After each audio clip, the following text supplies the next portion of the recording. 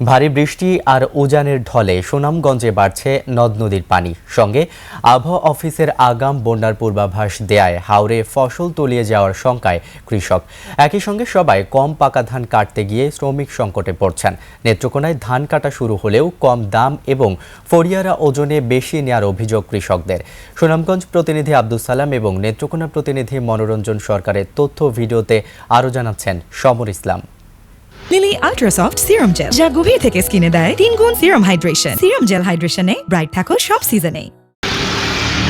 কয়েকদিনের বৃষ্টি আর উজানের ঢলে সুনামগঞ্জে বাড়ছে সুরমা, কুশিয়ারা, জাদুকাটা সহ সবকটি নদ নদীর পানি। হাওরের নির্মাঞ্চলে এরই মধ্যে তলিয়ে গেছে উঠতি বুড়ো ধান। দুশ্চিন্তায় কৃষক।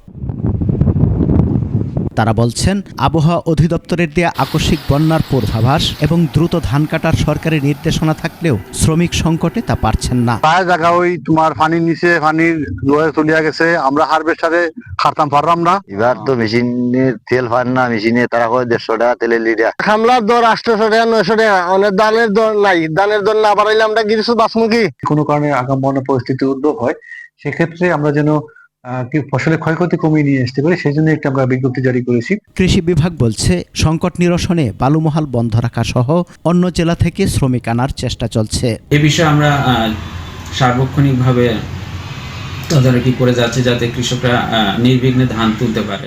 একই চিত্র নেত্রকোনার হাওরাঞ্চলেও। শিলাবৃষ্টি ও বন্যার ভয়ে দ্রুত কাটা হচ্ছে ধান। এখনো সরকারিভাবে ধান কেনা শুরু না হওয়ায় ফড়িয়ারা দাম কম দেয়া ও ওজনে বেশি নেওয়া সহ নানাভাবে হয়রানি করছে কৃষকদের। শিলাবৃষ্টি আমাদের ধান অনেক নষ্ট করছে। যে পাকা ধানটা ছিল সেই পাকা ধান পড়ে গেছে মাটিতে। যেই ধানটা আছে সেই ধানটা বেহারিরা নিতে চায় না। আমরা বলে যাই 1400 টাকা 1500 টাকা কাটা বলে, তারপরে আমরা ক্ষেত্রে বলে চাইলে তারা ক্ষেত কাটে না। এই যে ধানটা তুললে কষ্ট করে আনলাম, আমরা ধানের তো মূল্য পাইলাম না, দাম পাইলাম না। অভিযোগ অস্বীকার করে ফরিয়ারা বলছেন, ভেজা ধান কেনায় ওজনে একটু বেশি নেওয়া হচ্ছে।